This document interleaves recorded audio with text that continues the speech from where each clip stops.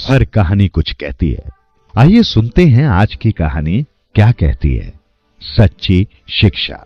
एक समय की बात है, किसी जंगल में एक साधु महात्मा का आश्रम था। जंगल के बीचों बीच आश्रम बहुत ही रमणीय एवं मन को शांति प्रदान करने वाला था। साधु महात्मा उस आश्रम में अपने शिष्यों को विविध विषय आदि पर शिक्षा प्रदान किया करते थे। सभी विद्यार्थी उन साधु महात्मा की बहुत इज्जत करते थे एवं उन महात्मा की चर्चा दूर दूर के राज्यों में होती थी। एक दिन दो युवक उन महात्मा के पास आए और उनका शिष्य बनने की इच्छा व्यक्त की।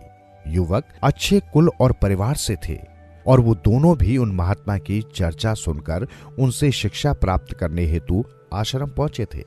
महात्मा ने सोचा कि इन्हें शिष्य के रूप में स्वीकार करने से पहले इनकी छोटी सी कसौटी की जाए और उन्होंने उन दोनों से आश्रम के एक कमरे में रखे दो मिट्टी के कबूतर लाने को कहा। दोनों कबूतर बहुत ही सुंदर थे तथा उन पर विशिष्ट प्रकार की कलाकृति की गई थी जिससे वे बेहद चमक रहे थे। महात्मा ने एक एक कबूतर दोनों युवकों के हाथ में दिए और उनसे कहा कि आपको आपके हाथ में दिए हुए कबूतर की गर्दन तोड़नी है। युवकों को लगा ये तो बहुत ही सरल काम है और इससे क्या शिक्षा हासिल होगी और इससे गुरुजी क्या कसौटी करेंगे। किंतु गुरुजी ने उनके सामने एक शर्त रखी। महात्मा ने कहा कि आपको इन कबूतरों की गर्दन तभी तोड़नी है जब आपको कोई देख न रहा हो। स्मरण रहे, यदि आपको इनकी गर्दन तोड़ते हुए किसी ने देख लिया तो आप परीक्षा में निष्फल हो जाओगे। जैसे ही आप गर्दन तोड़ लो, मेरे पास आप चले आना। दोनों युवकों को लगा ये तो बहुत ही सीधा साधा और सरल काम है और दोनों आश्रम से बाहर की ओर चल पड़े। एक युवक आश्रम से थोड़ी दूर गया और उसने देखा कि यहाँ कोई देख ही नहीं रहा है, दूर दूर तक कोई दिखाई नहीं दे रहा है, तो मैं गर्दन तोड़ देता हूँ और गुरुजी से जाकर ये बात तुरंत कहता हूँ। दूसरा युवक हाथ में उस कबूतर की कलाकृति को लिए दूर जंगल में चला गया। जब वो एक घने जंगल में पहुंच गया तो एक पेड़ के नीचे वो बैठा और कबूतर की गर्दन तोड़ने का फैसला किया। किंतु जैसे ही वो गर्दन तोड़ने वाला था, उसकी नजर उस पेड़ पर बैठी एक पक्षी पर पड़ी। तो उसने सोचा कि अगर मैं यहां गर्दन तोड़ दूंगा तो ये पक्षी मुझे देख रहा है, मुझे कोई और तरीका अपनाना होगा। कुछ विचार करने के बाद वो युवक पास की झाड़ियों में जाकर छुप गया। उसे लगा इन झाड़ियों में मुझे कोई नहीं देखेगा और मैं गुरुजी का दिया हुआ काम पूरा कर पाऊंगा। किंतु उसने देखा कि झाड़ियों में छोटे छोटे कीट पतंगे और मक्खियां थी, तो वो भी उसे देख रही हैं। ये सोचकर वो झाड़ियों में भी कबूतर की गर्दन नहीं तोड़ पाया। कुछ समय विचार करने के पश्चात उसे एक उपाय सूझा। उसने एक गड्ढा खोदा और उस गड्ढे में बैठ गया। अब उसे लगा कि मुझे कोई नहीं देख रहा है, तो उसने उस कबूतर की कलाकृति की गर्दन तोड़ने का फैसला लिया।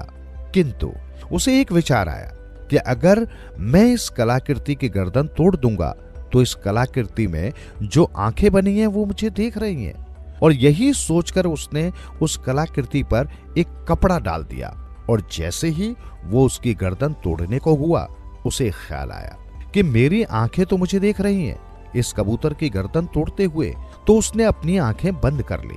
अब युवक को ना ही कलाकृति की आंखें देख रही हैं, न उसकी खुद की आंखें उसे देख रही हैं। और वो जैसे ही गर्दन तोड़ने को हुआ, मानो उसके अंदर से आवाज उठी कि अरे मैं तो देख रहा हूं, और वो आवाज उसके हृदय की थी। मैं तो देख रहा हूं।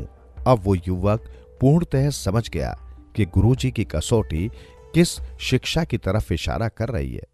वो युवक उस कबूतर की कलाकृति को लेकर गुरुजी के पास पहुंचा और उनसे कहा, क्षमा कीजिए गुरुजी, मैं आपकी दी हुई कसौटी पूर्ण नहीं कर पाया क्योंकि हर समय कोई न कोई मुझे देख ही रहा था। अंत में मुझे आभास हुआ कि अगर बाहरी दुनिया मुझे नहीं देख रही तो मेरे भीतर बैठी हुई अंतरात्मा तो मुझे हमेशा देख रही है। इसी कारणवश गुरुजी, मैं आपकी कसौटी पूरी नहीं कर पाया। इस बात के लिए मैं आपसे क्षमा प्रार्थी हूं। गुरुजी ने कहा, हे नवयुवक, तुम इस कसौटी में असफल नहीं किंतु पूर्णतः सफल हुए हो और यही शिक्षा इस कसौटी के माध्यम से मैं आप दोनों को देना चाहता था। हर एक मनुष्य को यह स्मरण रखना चाहिए कि हमारी हर एक क्रिया और कर्म पर परमात्मा की नजर है।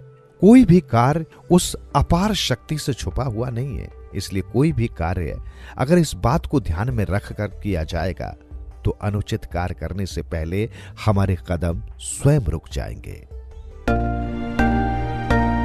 सुनते रहो दिल से यूं ही कहानियां,